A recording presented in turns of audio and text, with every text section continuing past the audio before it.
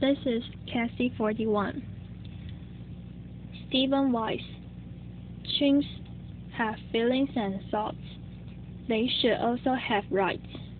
TED 2015. 14:17. Film March 2015. Subtitle available in 4 languages. I'd like to have you look at this pencil. It's a thing. It's a legal thing. And so are books you might have or the car you own. They are all legal things. The gray apes that you will see behind me, they too are legal things. Now I can do that to a legal thing. I can do whatever I want to book or what I want to my book or my car. These gray apes you will see, the photographs are taken by a man named James Mollison, who wrote a book called James and Other Apes. And he tells in his book how every single one of them, almost every one of them, is an orphan who saw his mother and father die before his eyes. They are legal things. So for centuries, there's been a great legal wall that separates legal things from legal persons. On one hand, legal things are invisible to judge. They don't count in law. They don't have any legal rights. They don't have the capacity for legal rights. They are the slaves. On the other side of that legal wall are the legal persons. Legal persons are very visible to judge. They count in law. They may have many rights. They have the capacity for an infinite number of rights, and they're the masters. Right now, all non-human animals are legal things. All human beings are legal persons. But being human and being a legal person has never been, and is not today, synonymous with a legal person. Humans and legal persons are not synonymous. On the one side, there have been many human beings over the centuries who have been legal things. Slaves were legal things. Women, children were sometimes legal things. Indeed, a great deal of civil rights struggle over the last century. Centuries have been to punch a hole through that wall and begin to feed these human things through the wall and have them become legal persons. But Alice, what hole has closed up? Now on the other side are legal persons, but they've never only been limited to human beings. There are, for example, there are many legal persons who are not even alive. In the United States, we are aware of the fact that corporations are legal persons. In pre-independence India, a court held that a Hindu idol was a legal person, that a mosque was a legal person. In 2000, the Indian Supreme Court held that the holy books of the Sikh religion was a legal person. And in 2012, just recently, there was a treaty between the indigenous people of New Zealand and the Crown, in which it was agreed that a river was a legal person who owned its own riverbed. Now I read Peter Singer's book in 1980, when I had a full head of lush brown hair, and indeed I was moved by it, because I had become a lawyer because I want to speak for the voiceless, defend the defenseless, and I never realized how voiceless and defenseless the trillions, billions of non-human animals are. and I began to work as an animal protection lawyer. And by 1955, I realized that I was trying to accomplish something that was literally impossible. The reason being that all of my clients, all the animals whose interests I was trying to defend, were legal things. They were invisible.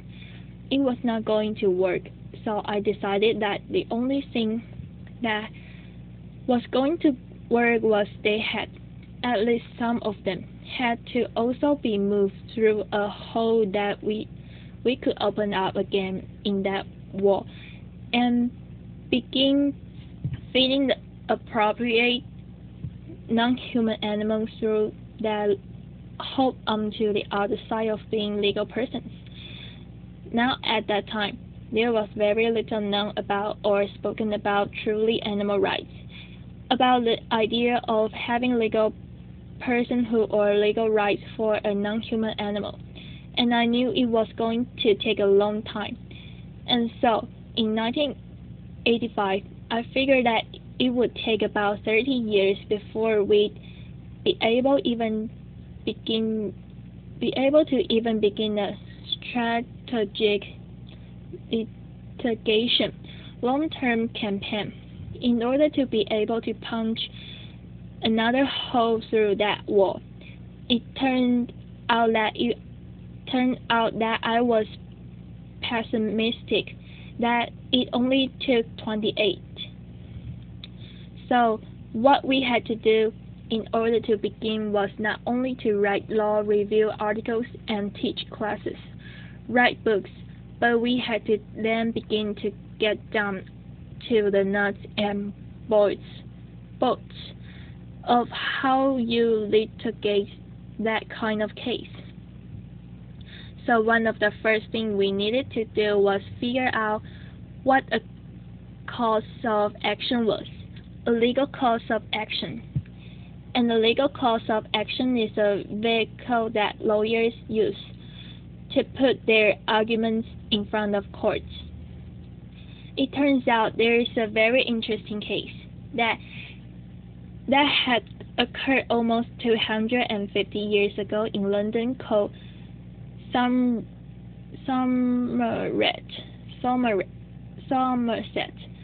versus Stewart, whereby a black slave had used the legal system and had moved from a legal thing to a legal person. I was so interested in it that I eventually wrote an entire book about it. James Somerset was an 8-year-old boy when he was kidnapped from West Africa. He survived the Middle Passage and he was sold to a Scottish businessman named Charles Stewart in Virginia. Now, 20 years later, Stewart brought James Somerset to London, and after he got there, James decided he was going to escape. And so one of the first things he did was to get himself baptized, because he wanted to get a set of godparents, because to an 18th century slave, they knew that one of the major responsibilities of godfathers was to help you escape. And so in the fall of 1771, James Somerset had a confrontation with Charles Stewart.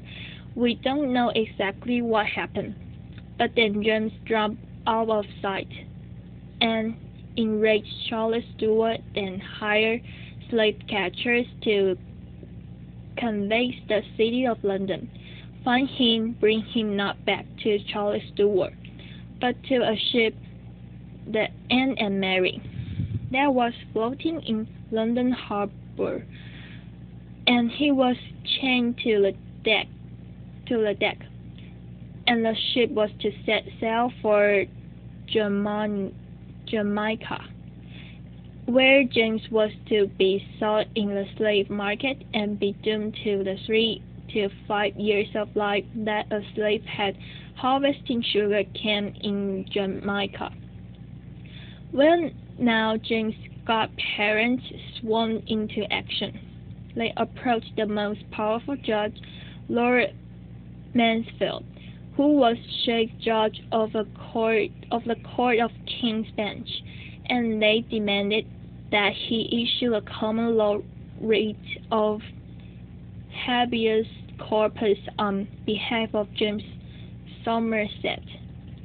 Now, the common law is the kind of law that English-speaking judges can make when they are not campaigned in by statutes or constitutions. And the writ of habeas corpus is called the Great Writ, capital G, capital W, and it's meant to protect any of us who are detained against our will. A writ of habeas corpus is issued. The detainer is required to bring the detainee in and give a legally sufficient reason for depriving him of his bodily liberty. Well, Lord Mansfield had to make a decision right off the bat, because if James Somerset was a legal thing, he was not eligible for a writ of habeas corpus, only if he could be a legal person. So Lord Mansfield decided that he would assume, without deciding, that James Somerset was indeed a legal person, and he issued the writ of habeas corpus, and James' body was brought in by the captain of the ship. There were a series of hearings over the next 6 months. On June 22nd, 1772, Lord Mansfield said that slavery was too odious, and he used the word odious, that the common law would not support it, and he ordered James free. At that moment, James Somerset underwent a legal transubstantiation. The free man who walked out of a courtroom looked exactly like the slave who had walked in, but as far as the law was concerned, they had nothing whatsoever in common. The next thing we did is that the Non-Human Rights Project, which I founded, then began to look at what kind of values and principles do we want to put before the judge. What values and principles did they imbibe with their mother's milk? Were they taught in law school? Do they use every day? Do they believe with all their hearts? And we chose liberty and equality. Now, liberty rights is the kind of rights to which you are entitled because of how you are put together, and the fundamental liberty right protects the fundamental interest, and the supreme interest in the common law are the rights to autonomy and self-determination. So they are so powerful that in a common law country, if you go to a hospital and you refuse life-saving medical treatment, a judge will not order it forced upon you, because they will respect your self-determination and your autonomy. Now, an equality right is the kind of right to which you are entitled because you resemble someone else in a relevant way, and there is a relevant way. So if you are that, then because they have the right, you are like them. You are entitled to the right. Now courts and legislature draw lines all the time. Some are indeed included, some are excluded, but you have to, at the bare minimum, you must. That line has to be a reasonable means to a legitimate end. The Non-Human Rights Project argues that drawing a line in order to enslave an autonomous and self-determined being like you're seeing behind me, that's a violation of equality. We then searched through 80 jurisdictions. It took us 7 years to find a jurisdiction where we wanted to begin filling our first suit. We chose the state of New York. Then we decided upon who our plaintiffs are going to be. We decided upon chimpanzees, not just because Jane Goodall was on our board of directors, but because Jane and others have studied chimpanzees intensively for decades. We know the extraordinary cognitive capabilities that they have, and they also resemble the kind that human beings have, and so we chose chimpanzees, and we began to then canvass the world to find the expert in chimpanzee cognition. We found them in Japan, Sweden, Germany, Scotland, England, and the United States. And amongst them, they wrote 100 pages of affidavit in which they set out more than 40 ways in which their complex cognitive capability, either individually or together, all added up to autonomy and self-determination. Now this included, for example, that they were conscious, but they're also conscious that they're conscious. They know they have a mind. They know that others have minds. They know they're individuals and that they can live.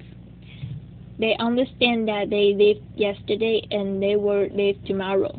They engage in mental time travel. They remember what happened yesterday.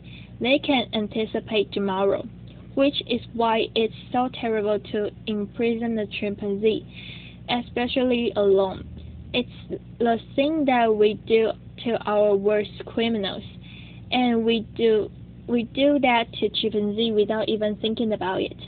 They have some kind of moral capacity when they play economic games with human beings. They'll spontaneously make fair offers, even when they are not required to do so. They are numerate. They understand numbers. They can do some simple math. They can engage in language, or to stay out of the language wars. They are involved in intentional and referential communication in which they pay attention to the attitudes of those with whom they are speaking. They have culture. They have a material culture, a society culture. They have a symbolic culture. Scientists in the Thai forest in the Ivory Coast found chimpanzees who were using these rocks to smash open the incredibly hard hulls of nuts. It takes a long time to learn how to do that, and they excavated the area and they found that this material culture, this way of doing it, these rocks had passed down for at least 4,300 years through 225 chimpanzee generations. So now we needed to find out our chimpanzee. Our chimpanzee, first we found 2 of them in the state of New York. Both of them would die before we could even get our suit filled. Then we found Tommy.